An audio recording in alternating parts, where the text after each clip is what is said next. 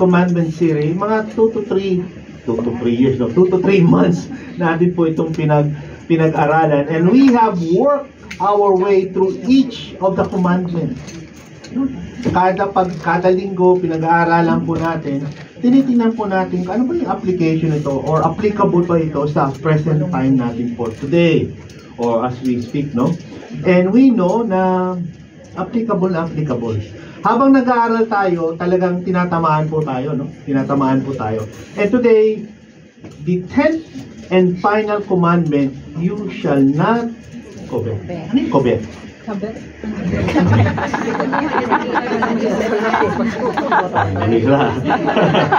Yun ang malupit. Tama po, no? Covet, no? So sabi po sa Exodus 20:17, you shall not covet your neighbor's house. I think binasa ito kanina, no? You shall not covet your neighbor's wife, manservant or maidservant, his ox or donkey. In short, or anything that belongs to your neighbor, wag mong pagnasahan. No, kung hindi sa'yo, wag mong pagnanasahan. Ngayon po, tayo po ay nasa anong season na? Anong season tayo? Ano, no? Last. Then commandment. It's already Christmas season.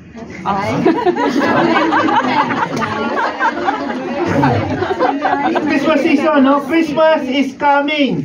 And in case you haven't noticed, yung mga mall ay punong-puno na ng mga gayak, di ba? Punong-puno na ng mga dekorasyon. No, if you went back to the Philippines, ay talaga naman bonggang-bongga. No? October pa lang, Christmas season na.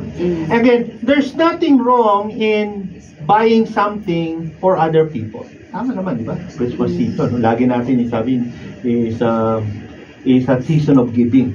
Tama po, no? There's nothing wrong in buying gifts for other people. But some of us in Christian, or some of us in Christmas, it's always talk about present, regalo. Tama po ba? Regalo, no? And it's very easy for us to lose sight in the midst of all this commercialism. Kasi nangyayari po ngayon sa mundo, ang Pasko ay talagang kino-commercialize nila. Sa pag-isip po natin na magpagbigay ng regalo sa ating pong mga mahal sa buhay, easy po tayo or madali po tayong mawala sa tamang meaning ng Christmas because of its commercialism. We could easily fall prey into the sin of coveting during this season. Diba? Easy lang daw tayo magbumagsak dito sa 10 Commandments, especially in the time of Christmas. Bakit meron siya nun? Ako wala. Tama po ba, no? So if we think about it, how many times do we hear the word, I want in this time of year? Ilang beses na po natin narinig yan, no? Gusto ko nito, gusto ko niyan. Okay? Gusto ko ng bagong cellphone. Kahit ang cellphone mo, kakabili lang. Gusto mo ng iPad, dahil may iPad yung kapitbahay mo. Gusto mo ng bagong damit, etc., etc., no? So once again, mga kapatid, there's nothing wrong with telling people what we would like for Christmas. But when does one thing becomes too much, okay, when one thing becomes too much, that cross the line going to coveting. Nakuha niyo po yun? Once we cross the line, too much one, na-cross na yung line, then we are violating the 10 commandments. So lalim po tayo, meron po tayong 4 na, o 5 na pag, ilang bisita natin kanina? 4, no? 4. O, dinagdagan ko ng isa kaya 5. So anong meaning ng commandment? Second, may aim pala ito sa puso natin. And this commandment, we will learn ano yung mga pinagbabawal, prohibition.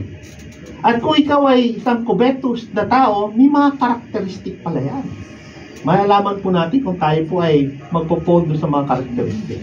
Okay? Second, pinapatay yung telepono. Yan po yan. Ang huli-huli po is antidote. Alam niyo yung antidote? Yung gamot, pag ikaw nalason, di ba? Anti-poison, antidote. Ganun, lahat po tayo ay baksak sa covetousness. So, meron pong antidote po yun. Unang-una, what is